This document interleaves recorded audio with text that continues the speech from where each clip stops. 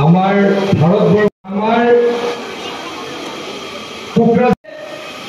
এই কংগ্ৰেছে অসম চলাইছিলে 60 বছৰ আৰু 60 বছৰ হিমন্ত বিশ্ব শৰ্মা ডাঙৰীয়াই 8 বছৰৰ সময়ত 18খন মেডিকেল কলেজ বনাবলৈকে সক্ষম হ'ল। প্ৰগতি কেনেকৈ শান্তি নহ'লে কেনেকৈ প্ৰগতি আহিব? যদি অশান্তি হ'ল হয় কোনো বনাবলৈকে নাহিল হয়।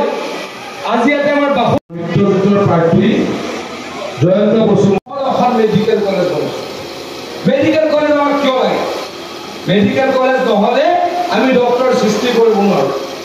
আজিৰ পৰা 3 বছৰ আগলৈকে মই অসমৰ ৰাজ্যিক স্বাস্থ্যমন্ত্ৰী, সেইখিনি সময়ত আমাৰ নতুনকৈ যে মেডিকেল কলেজবিলাক বনাইছিলোঁ সেইবিলাক সম্পূৰ্ণ হোৱা নাছিলে। কংগ্ৰেছৰ 6খন মেডিকেল কলেজত আমি মাত্ৰ 726 জন ডক্টৰ প্ৰত্যেক বছৰে সৃষ্টি কৰিব পাৰিছিলোঁ। এইসকলক এই অঞ্চলতে আততায়ীয়ে হত্যা কৰিছিল। মানে আমি শান্তিত থাকিব পৰা নাছিলোঁ। আমি সকলোকেইটা সংগঠনেই হয় শান্তি চুক্তিত এইসকলক এই অঞ্চলতে আততায়ীয়ে হত্যা কৰিছিল। মানে আমি শান্তিত থাকিব পৰা নাছিলোঁ। আমি আপোনালোক এই অঞ্চলৰ বাসিন্দা, আপোনালোকে ইয়াতে শান্তিৰে বসবাস কৰিব পৰা নাছিল।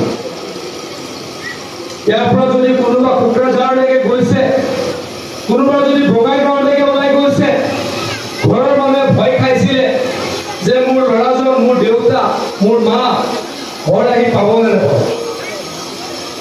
আবেলি 6টা বজাৰ পাছত আমি কোনো ব্যক্তিয়ে এই বিটিআৰত ঘৰৰ পৰা ওলাব পৰা নাছিল।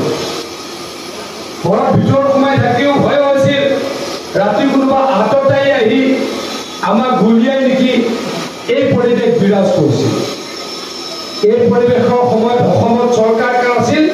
কংগ্ৰেছ দলৰ চৰকাৰ আছিল। আৰু বিটিআৰত কাৰ চৰকাৰ আছিল? BPFৰ চৰকাৰ আছিল। আজি আপোনালোকে যদি লক্ষ্য কৰি চাই যে যোৱা 10টা বছৰত যিদিনা নৰেন্দ্ৰ মোদী ডাঙৰীয়া দেশৰ প্ৰধানমন্ত্ৰী হ'ল, কেইদিন ধৰি আমাৰ বিটিআৰত হত্যা, হিংসা, ধৰ্ষণ নাইকিয়া হ'ল। আমাৰ মিত্ৰজোঁটৰ প্ৰাৰ্থী সন্মানীয় জয়ন্ত বসুমতাৰীয়ে জয়লাভ কৰিব। মই এইকেইদিন ঘূৰি ফুৰি দেখিলোঁ, আকৌ কৈছোঁ প্ৰায় 2 লাখ ভোটৰ ব্যৱধানত আমি জয়লাভ কৰিম। সকলোৱে এই মুহূৰ্তত শান্তি বিচাৰে। 14 চনৰ আগলৈকে বিটিআৰত অকল হত্যা হিংসা আছিল। মোক ইয়াতে জনালে এইখন নগৰতে 5জন-6জন মানুহক গুলীয়াই হত্যা কৰিছিল। 14 চনৰ পৰা এটাও হত্যা নাই, এটাও হিংসা নাই। যেতিয়া নৰেন্দ্ৰ মোদী ডাঙৰীয়া শাসনলৈকে আহিলে তেতিয়াৰ পৰা হত্যা হিংসা নাইকিয়া হৈ গ'ল। কোনো এটা উগ্ৰপন্থী সংগঠন সক্ৰিয় হৈ থকা নাই। যিকেইটা সংগঠনে সক্ৰিয় হৈ আছিল আলোচনালৈকে আহিলে, চুক্তি হ'ল।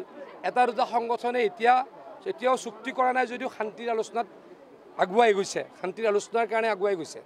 গতিকে হত্যা হিংসা নথকা এটা পৰিৱেশৰ কাৰণেই বিটিআৰবাসীয়ে নৰেন্দ্ৰ মোদী ডাঙৰীয়াক আৰু হিমন্ত বিশ্ব শৰ্মা ডাঙৰীয়াক শক্তিশালী কৰিবলৈ আমাৰ মিত্ৰজোঁটৰ প্ৰাৰ্থী জয়ন্ত বসুমতাৰী ডাঙৰীয়াক ভোট ডেফিনেটলি দিব।